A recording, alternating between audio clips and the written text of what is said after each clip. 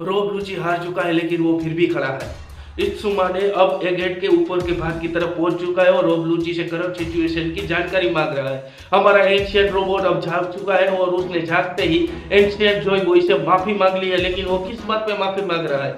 दोस्तों, सेंट टॉपमैन वर्करी अपने the hockey वाले योकाई फॉर्म में एक दहाड़ लगाता है और वो एक सामान्य दहाड़ नहीं है, वो कुंकरस हाकी की दहाड़ है। अब दोस्तों, देखना ये है कि एगेट आइलैंड उसकी सरजमीन इस दौड़ दहाड़ के आगे टिक सकेगी या नहीं। Hello friends, welcome back to game for तो आप लोगों ने मुझे पिछले वीडियो में बहुत ही अच्छी तरह से आप लोगों को पसंद किया, जिसमें अभी 1200 व्यू कंप्लीट हो चुके हैं। दोस्तों, ये मेरे लिए बहुत ही बड़ी बात है, क्योंकि मेरे जो ये लॉन्ग वीडियो होते हैं ना, उसमें ज़्यादा व्यूज़ नहीं आते। तो आप लोगों का बहुत ही ज़्यादा शुक्रिया। दोस्तों, आज हम फिर से एक बार ऐसा ही मज़ेदार वीडियो लेके आए हैं। इस बार हम रिव्यू करने वाले हैं वन पीस चैप्टर 1111। दोस्तों, इस चैप्टर का और पेज है, उसमें हम पूरे स्ट्रॉ हेड ग्रुप को देखते हैं और साथ में बेरी बोनी और कुमा भी है लूफी के साथ, और वो सब मिलकर फ्रेंच फ्राइज खा रहे हैं जेली फिश पे बैठ के, जहाँ पे हमारा जो फ्रेंकी है उसके पीछे पे लिखा होता है, उसके जो शर्ट है उसके पीछे लिखा होता है अप्लाइंग इन वुडन टीम। इसका मतलब अभी क्या हो सकता है, वो कुछ भी समझ में नहीं आया।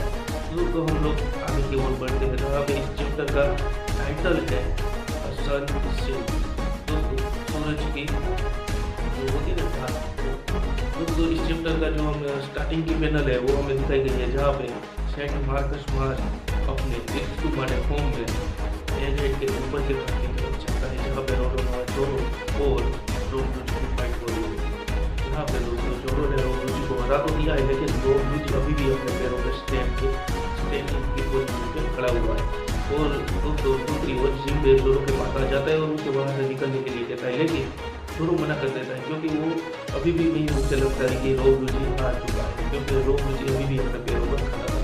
दोस्तों, इतनी देर में सेंट मार्कस मार्च ने तुम्हारे फॉर्म पे वहाँ पे आ जाता है, और दोस्तों रोब लुची से अभी क्या हाल हो रहा है, अभी की करंट सिचुएशन क्या है, उसके बारे में पूछने लगता है।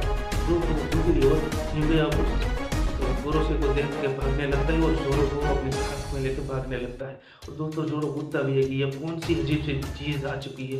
और दोस्तों, रोब लुची इत्सुमाने वाले योकाई फॉर्म में गोरोसे को पहचान लेता है और उनसे आगे की ओर डिस्कस करने लगता है कि स्ट्रॉ हेड ग्रुप के लोग कहाँ पे हैं, यानी योग को बंदी बना के कहाँ पे रखा है, और साथ में ये भी बताता है कि उसके साथ 85 जो साइकोल एजेंट्स हैं और साथ में 4 CP0 के एजेंट्स और CP0 के नेमिस 85 CP0 के एजेंट्स हैं, और साथ में 4 सेराफिम को बेसमेंट में बंदी बनाकर रखा हुआ है।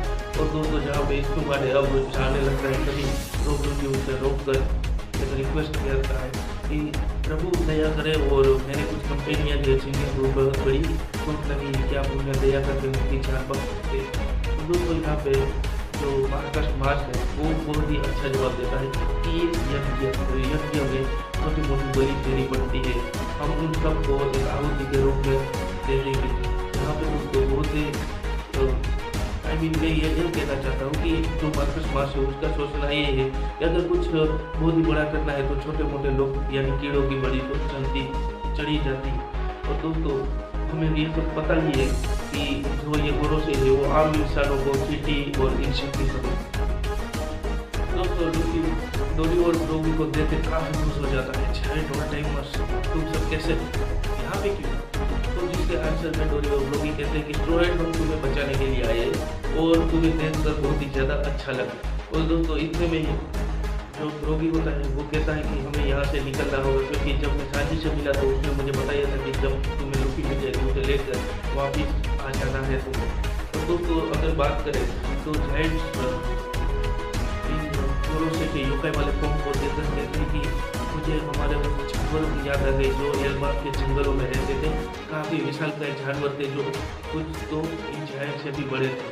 तो दोस्तों, जो योकाई वाला फॉर्म है उनको देखकर खुद जायंट भी, तो दोस्तों साथ में गोरोसे भी अपने आप में डिस्कस करते हैं कि ये साले लुफी का साथ क्यों दे रहे हैं, कि तुम्हें भी हिस्ट्री में से खत्म होना है प्रोजेक्ट की तरह, हम तुम सबको मिटा देंगे, इतिहास के पन्नों में से भी आप तुम सबको मिटा देंगे। और दोस्तों, इतने में ही जो ब्रोगी होता है वो एक ब्यूगल बजा देता है, जिसे सुनकर सभी जायंट्स जो उनके कंपेनियन थे वो समझ जाते हैं कि हमारे कैप्टन्स ने ब्यूगल बजा दिया है, यानी अब एजेंट से हमें निकलना है। और दोस्तों इतने में ही तो होगी, यानी ये जो योकाई फॉर्म है तो होगी, वो है सेंट टॉप में वॉरकरी। जैसे जायंट ने अपना ब्यूगल बजाया उसी तरह अब सेंट टॉप में वॉरकरी आगे आकर कहते हैं कि मैं भी अपना ब्यूगल बजाता हूँ और मैं देखता हूँ कि तुम सब यहाँ से कैसे निकलते हो। और इतनी देर में तो होगी अपनी दहाड़ करता है, जो चिल्लाता है ऐसा करके बहुत ही बड़ा। और दोस्तों ये सब देख के सब लोग हैरान हो जाते हैं, इंक्लूडिंग मरीन, जायंट, सभी लोग, क्योंकि ये कोई आम दहाड़ नहीं थी, ये थी बहुत हाकी की दहाड़। दोस्तों पूरा का पूरा एजेंट का आइलैंड अब कांपने लगता है और सभी सोच जाते हैं कि ये सारे कितने ताकतवर है। दोस्तों मैं अभी भी कह रहा हूँ कि कोई भी भरोसे को हल्के में लेना हमारी सबसे बड़ी भूल होगी। यहाँ पे ओडा यही दिखाना चाहते हैं, वो अपनी रोज से जिसकी भी कम होगी वो सब बेहोश होने वाले हैं। और दोस्तों ये सब देख के लुफी और जायंट्स भी सोचने लगते हैं कि कितनी पावर है इन सालों में। और लुफी का अगर आप लोग जो फेस है वो देखेंगे तो वो रबरी टाइप है, वो उड़ने लगता है प्लास्टिक की थैले की तरह, उसकी आंखें निकलकर पीछे की ओर चलती है। और दोस्तों जायंट से देखे बहुत ही ज़्यादा हंसने लगते हैं। इतने में ही जायंट्स अपने मुंह का इस्तेमाल करके होकी को दूर फेंक देते हैं। और इतने में ही शेटन उससे आ जाता है और वो अपने मुंह से कुछ बोटियाँ निकाल के स्ट्रोइड की तरफ फेंकता है। और जहाँ पे स्ट्रोइड लिखता है कि ध्यान रखना है वन टाइम ये बहुत ही ज़्यादा खतरनाक विष वाली जहरीली गोलियाँ है, जिसको देख के आप सभी बीमार हो जाओगे अगर आपके कोई। इतने में स्ट्रोइड करता क्या है कि एक नारियल का पेड़ उठाता है और उसे कलर कर देता है। तो दोस्तों वो कलर तो करता है, लेकिन हम लोग समझ जाते हैं कि ये आर्मामेंट हाकी, उसने आर्मामेंट हाकी से कोटिंग कर दिया है पूरे के पूरे ड्रिंक को, उस बेसबॉल के बेस की तरह उसने साइज बना दिया है। अब उसने गोलियों को वापस रिटर्न की तरफ फेंक दिया। और दोस्तों यहाँ पे जो बात हुई वो बहुत ही ज़्यादा स्ट्रेस भरी थी, क्योंकि उसमें विष नहीं था, उसमें बारूद भरा हुआ था।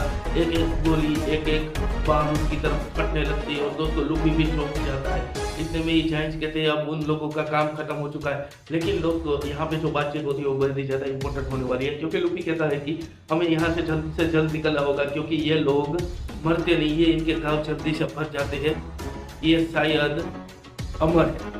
तो दोस्तों यहाँ पे जायंट्स उनके आंसर में ये कहते हैं कि ऐसी कोई रेस नहीं है, ऐसी कोई प्रजाति नहीं है जो पूरी की पूरी तरह इमोर्टल हो। तो दोस्तों यहाँ पे ये टर्म इमोर्टल शायद लोग के डेविल फ्रूट से होती होगी, ओबी नोमी से, जिसके पीछे ब्लैक बियर्ड पड़ा था। क्योंकि अगर कोई ओबी नोमी वाला अपनी जिंदगी दाव पे लगा के किसी को भी इमोर्टल बना सकता है। और दोस्तों हम सबको पता है कि ब्लैक बियर्ड का मेन गोल तो इमोर्टल होना ही है, क्योंकि उसे दुनिया पे राज जो करना है। और दोस्तों यहाँ से बात करके बात आते हैं तो हम सब लोग निकलने की कोशिश करते हैं, जहाँ पे नामी उसो वो सब निकलने की कोशिश करते हैं, जोरो और हमारा जिम्मे भी निकलने की कोशिश करते हैं, लेकिन वाइट एडमिरल्स उनके रास्ते के आड़े आ जाते हैं, आई मीन रोक लेते हैं उनके रास्ते, उनको आगे नहीं बढ़ने देते। और दोस्तों जब तक अभी ओडा ने क्या किया कि 3 वीक का ब्रेक ले लिया। तो दोस्तों नया चैप्टर अभी जो आएगा वो 3 हफ्ते बाद ही आएगा। और दोस्तों अभी जो इस पूरी पैनल का मोस्ट इम्पोर्टेंट पार्ट आएगा। दोस्तों इनकी लास्ट पैनल में हमें दिखाया जाता है कि वो एंशिएंट रोबोट था ना, अब वो जाग चुका है। और दोस्तों वो जाग के सबसे पहले जोई बॉय से माफ़ी मांगता है, लेकिन किस बात की माफ़ी वो मांग रहा है, क्योंकि वो तो पिछले 800 साल से सोया हुआ था, जिसके भीतर एक इन्फर्नो यानी आग धधकती होती है। अब दोस्तों अब आपको ये वीडियो पसंद आया तो इसे लाइक कर देना, शेयर कर देना, अपनी गर्लफ्रेंड को इम्प्रेस करना है तो उसे भी शेयर कर देना। और हाँ एम्पोरियल मिसाइल चैनल को सब्सक्राइब करना मत भूलना, क्योंकि आपका एक सब्सक्राइबर मेरी जिंदगी को बदल सकता है। आई मीन इसे सब्सक्राइब नहीं चाहिए मुझे भी। तो ठीक है, आप लोग समझ ही चुके होंगे। मिलते हैं अगले मजेदार वीडियो में।